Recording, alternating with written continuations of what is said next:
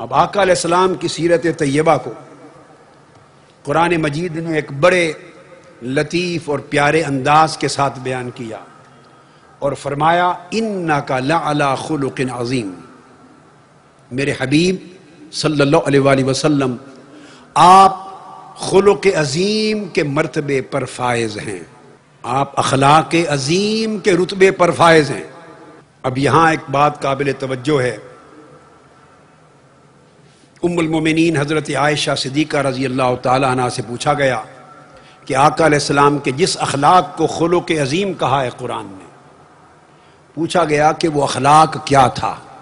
ام المومنین حضرت عائشہ صدیقہ رضی اللہ تعالی عنہ نے سائل سے پوچھا کیا تو نے قرآن نہیں پڑھا؟ عرض کیا ام المومنین پڑھا ہے. فرمایا کان خلقہ القرآن. الحم سے والناس تک پورا قرآن یہ حضور کا اخلاق ہے. اب میں ایک لطیف بات کہنے لگا ہوں. ام المومنین حضرت عائشہ صدیقہ رضی اللہ تعالیٰ عنہ کی سند کے ساتھ ان کا فرمانا کہ کان خلقہ القرآن، کہ قرآن حضور کا خلق ہے، یعنی قرآن حضور کے اخلاق کا بیان ہے. اور جو کتاب کسی کے اخلاق کا بیان کرے اس کتاب کو کتاب سیرت کہتے ہیں. گویا ام المومنین فرما رہی ہیں کہ تم اگر جاننا چاہتے ہو کہ سیرت مصطفیٰ کیا تھی تو سیرت مصطفیٰ پر سب سے اعلیٰ کتاب قرآن ہے.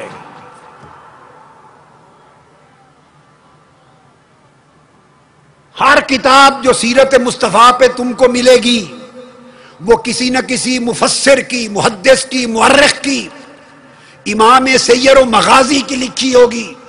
وہ سیرت ابن ہشام ہو، وہ سیرت ابن اسحاق ہو، وہ سیرت حلبیہ ہو، وہ البدایہ والنہایہ ہو، وہ طبقات ابن سعد ہو، وہ تاریخ الاسلام ہو، وہ ذہبی کی ہو، وہ ابن کثیر کی ہو، وہ طبری کی ہو. الغرض جس کتاب سیرت کو اٹھائیں گے، آج کی دنیا تک میری لکھی ہوئی کتاب سیرت الرسول 12-14 جلدوں کی کتاب، جس بھی کتاب سیرت کو اٹھائیں گے وہ کسی انسان کی لکھی ہے. اور انسان جب کسی کی سیرت کو بیان کرتا ہے تو اپنے علم اور فہم کی وسعت کے مطابق بیان کرتا ہے.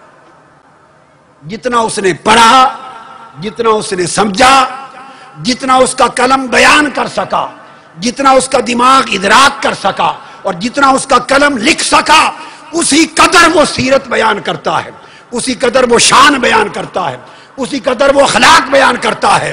لہذا اس کائنات انسانی میں کوئی سیرت نگار، کائنات علم کا کوئی محدث اور کوئی مفسر اور کائنات علم کا کوئی مورخ اور کوئی امام سیرت ایسا نہیں گزرا جس نے یہ دعویٰ کر لیا ہو کہ میرے علم نے سیرت مصطفیٰ کا احاطہ کر لیا ہے.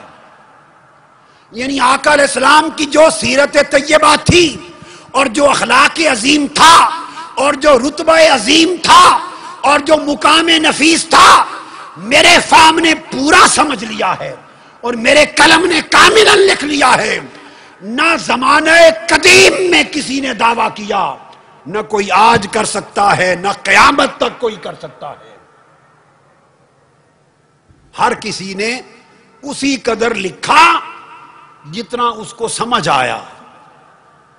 ہر انسان نے سیرت مصطفیٰ کی شان میں اور خلق مصطفیٰ کی شان میں وہ کچھ لکھا جتنا وہ جان سکا اور جتنا اس کا قلم بیان کر سکا.